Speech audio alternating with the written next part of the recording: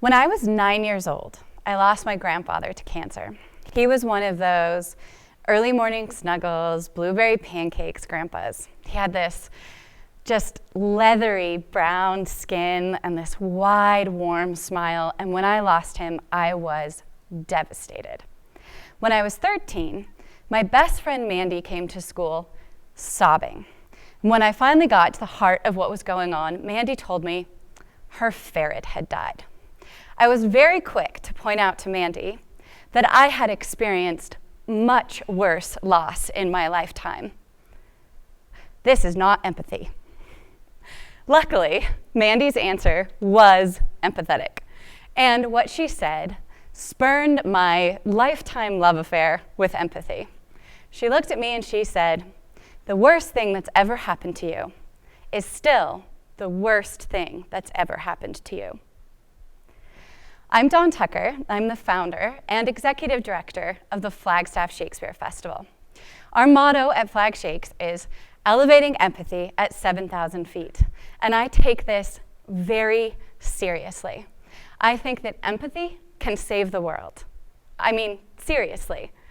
Empathy is the answer to peace, the end to poverty, and absolutely the only means to equality.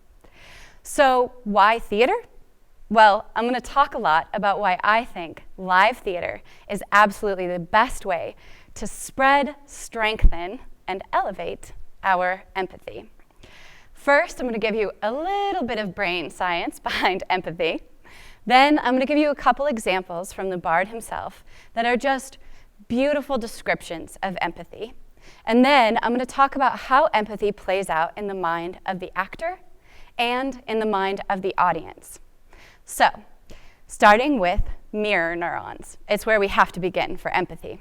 Mirror neurons are what allow babies to learn to talk, to walk, and to interact with the caretakers and persons around them. We can all imagine looking down at a baby and smiling at them and seeing them smile back up at us.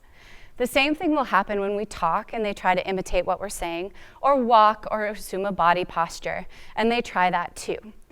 Later, those mirror neurons will start providing the first connections to empathy for the same child, for every child, really. And they'll start to make facial expressions. When someone is angry, they might make an angry facial expression. And this is all part of what's called the empathy loop. And I really encourage, there's so many amazing resources out there to learn more about empathy and getting into that. But it starts with a facial expression. That will trigger off the same part of our brain that would be triggered if we were actually angry, not to the same extent. And this is really important that it's not to the same extent. But it will trigger it, and then our autonomic nervous system will have a little bit of a reaction too. So we almost feel, or we mirror the feeling of the person around us. Now, it is really important that it's not to the same degree. And hopefully, you'll all listen to the simultaneously produced Sci Talk from Chad Woodruff on the physics of empathy. So what we imagine is that if we're empathizing with someone, we might see them. Let's say someone's walking down the sidewalk, they trip and fall, and we hear that sickening crunch of a sprained ankle just before they hit the ground. Our face, mine probably did it, my face is very good at empathy, will react, right? We'll feel in our autonomic nervous system something of a feeling of cringing or pain or discomfort. But what we won't do is grab our ankle, fall to the ground crying. We're not experiencing what they experienced. If we did fall to the ground crying, holding our ankle, we couldn't walk over and help them. So the really important thing with empathy, whether it's physical reaction to someone in pain or emotional reaction or feeling, is that it's not quite to the same extent. There's a really important self-other distinction in empathy. And when we make that, we can help. This makes empathy a superpower. It literally helps us help people. And the better we become at empathy, the more we'll be able to help the people around us. The final thing about the brain science of empathy that I want to say is that our brains can grow and change, and we can make different patterns and behaviors stronger. So empathy is not something that you're either born with or born without. I certainly hope that I'm more empathetic now than I was at 13. And I hope that I'll be even more empathetic in another 36 years. So now that we've talked a little bit about the brain science, I want to go to some of the works of the bard. Now, he was working long before any of this brain science. But one of my favorite little moments comes from Romeo and Juliet. And I loved this line before I understood that there was actually a neurological sort of support or backing to what Shakespeare is saying here. Juliet is standing on her balcony. She's just professed her love to Romeo. And then she says, "I wish I hadn't said that so that I could tell you I loved you again." And then she realizes that actually it doesn't matter. She can tell him again. Love is not a finite thing. And she says to Romeo, "My bounty is as boundless as the sea, my love as deep. The more I give to thee, the more I have, for both are infinite." In her neurological research on couples and the emotional interaction between couples, Dr. Helen LaKelly Hunt found that this is neurologically true. We experience in our minds the receiving of love in the exact same way that we experience the giving of love. Our brain has all the same reactions to it. So the more love we give, the more love we feel, and probably have to give. So here's a little example of just my favorite moment of brain science in Shakespeare. But my favorite moment of empathy comes from Othello. Othello is a wonderful story. It's a tragedy, really, but it starts as a love story, and we'll start in that happy place where it's still a love story. And what we have here is a story of two people who come together from very different backgrounds. Desdemona is a middle-class, white, Christian, Venetian woman. Othello is an ex-slave, Muslim, black man living in essentially a kind of indentured servitude still. But they fall in love. When they fall in love, the society around them says, well, there's no way that she could have actually fallen in love with him. He must have used some kind of sorcery, or he must have coerced her in some kind of way. So Othello is called to account before all the dukes of Venice and asked, exactly how did Desdemona fall in love with you? And here's what he says. He says, "Her father loved me and oft invited me, still questioned me the story of my life." So Othello starts telling the story of his life to Desdemona's father. And Desdemona hears bits and pieces of it in between running to the kitchen to get another platter of this or another round of cold beers or whatever she was doing for the men at this party. Well, eventually, Othello picks up on the fact that Desdemona is really into his story and keeps coming back for more.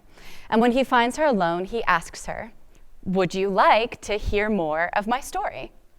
And she says she would. So he tells her the story, and as he's speaking of his childhood in slavery, she's weeping.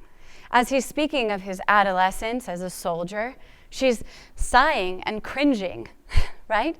And he gets done with his story, and she says, "I wish I were the kind of man you are." And Othello says at the end of this speech, "She loved me for the dangers I had passed, and I loved her that she did pity them." This is a perfect example of empathy at its absolute best. Empathy transcending internal bias, racism, all kinds of religious prejudice, and bringing two people together in love. So now I want to talk a little bit about how actually acting these things on stage works, both for the actor and for the audience. Now, I've never acted in Othello. It's one of the great tragedies of my life. I would very much like to act in Othello. But I have acted in Romeo and Juliet. Now, when it came time to try to find a way to connect to Juliet, to get on stage and portray, as it were, everything she was going through, I had to connect her life to mine. Well, I don't live in an upper-class family in Venice. This really is parallel, isn't it? They were in Anyway, I don't live in an upper-class family in Rome in the 13th century. My family's not in a centuries-long feud with another family in town. However, I have met a really cute boy at a party.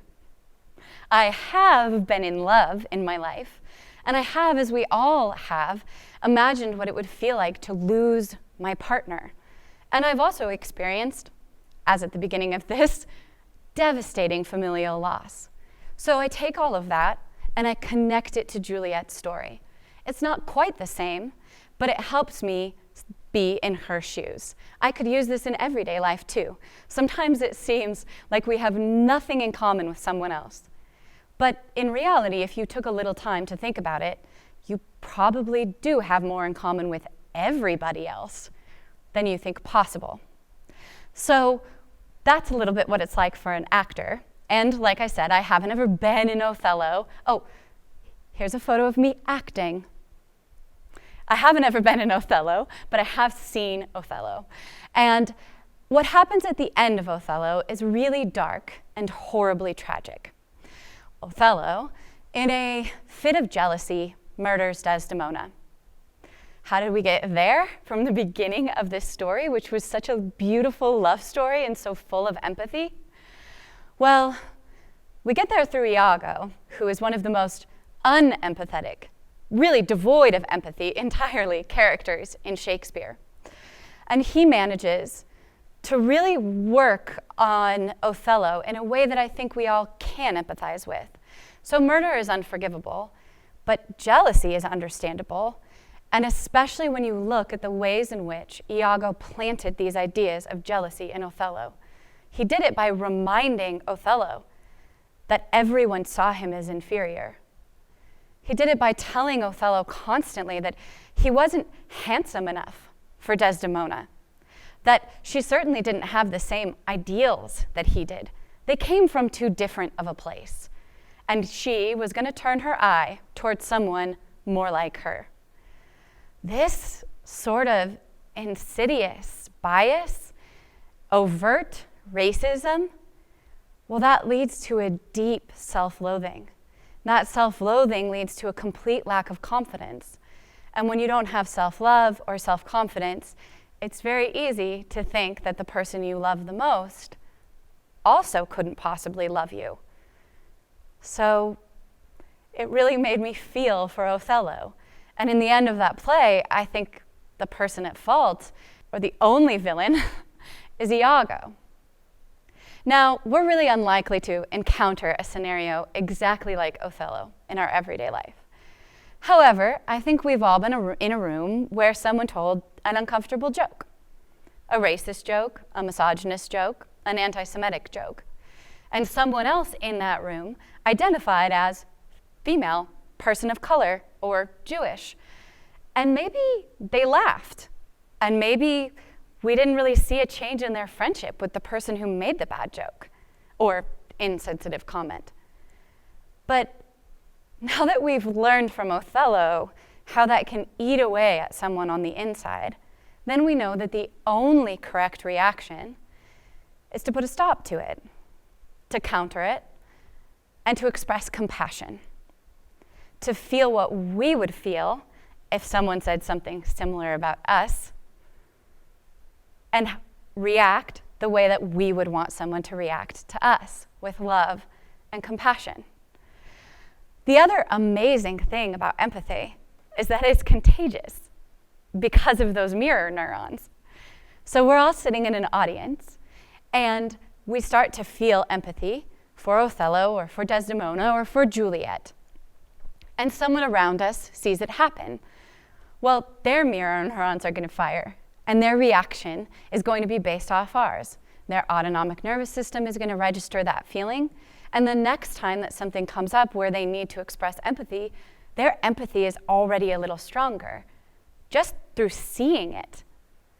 But the last lovely thing I'll point out about why live theater is so good for empathy is, yes, we have these stories and examples that help us connect to other people. Then we have the ability to watch how everyone around us is responding and learn from their empathy. But we also have a very clear distinction of self-other.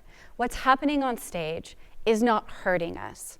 We are not in danger and we're not at risk. So it's much easier for us to have a reaction that doesn't result in that sort of fight, flight, or fear. And if we have that reaction when we're in a moment where we're safe to have that lesser reaction, then the next time when it really matters, we might already have a more tuned response and a better ability to react in real life. So, really simple thing to leave you with. Next time you're at the grocery store and the person in front of you is being rude, tell yourself a story.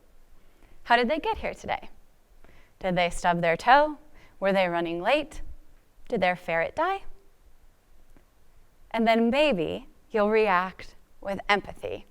And when you do, I promise, not only will you feel better, because remember, we perceive feeling the same way if we're giving it or receiving it.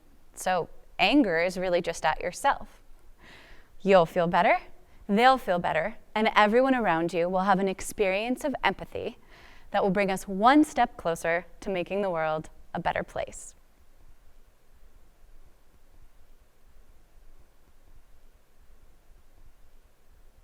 Thank you.